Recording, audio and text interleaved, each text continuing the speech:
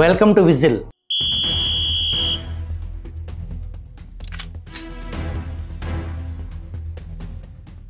పెద్దజీయర్ మఠం గుమస్తా రవికుమార్ను తిరుమల తిరుపతి దేవస్థానం పరకామణిలో నియమించింది ఎవరు?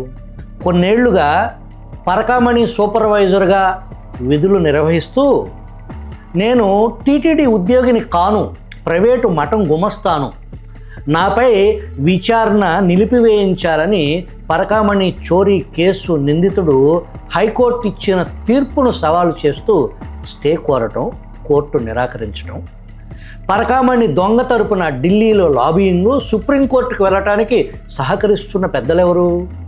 సుమారు $900 దొంగతనానికి మార్కెట్ వాల్యూ 40 కోట్లు విలువైన ఆస్తిని టీటీడీకి బహుమతిగా ఇచ్చాడంటే అది కూడా తాను దొంగ అన్న సంగతి దాచి మొత్తం టీటీడీ ప్రొసీజర్ను పక్కన పెట్టి సహకరించిన అప్పటి EO Dharma Reddy, trust board chairman Subba Reddy పాత్ర తేలాల్సి ఉంది.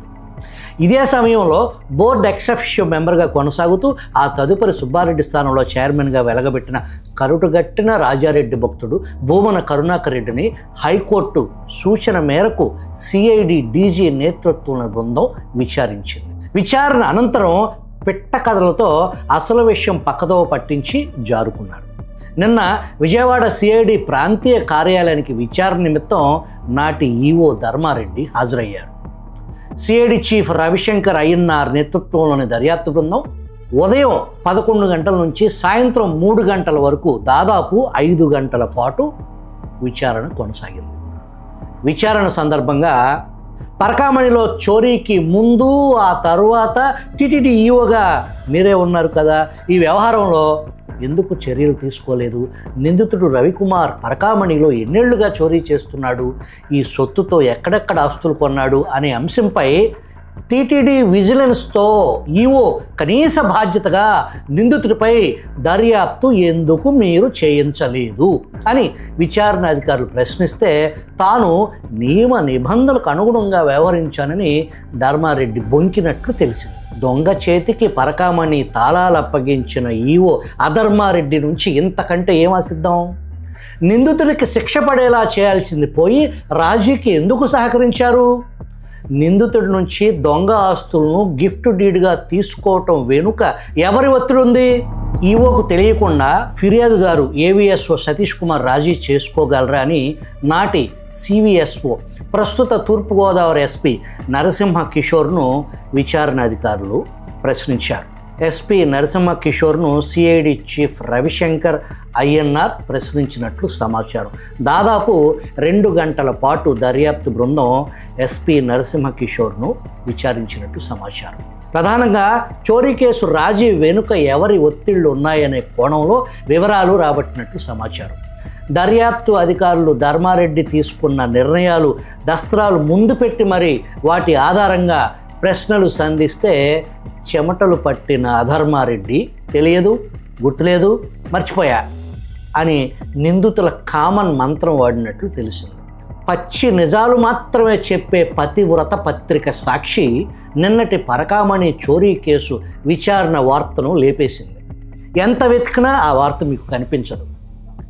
సాక్షి జర్నలిజం పరమావధి దొంగలకు నీళ్లు పోయటం, దొంగలకు రాజ్యాధికారం అప్పచెప్పటమే సాక్షి పరమావధి.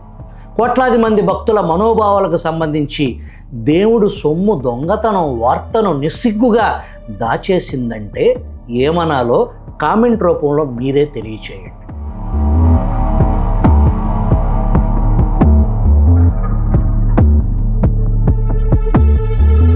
పరకామణి చోరీ కేసు విచారణ జరిగిన తిరుపతి 2వ ఏడీఎం కోర్టు సిబ్బందిని కూడా సిఐడి అధికారులు పద్మావతి అతిథి గృహంలో విచారించినట్లు తెలిసింది.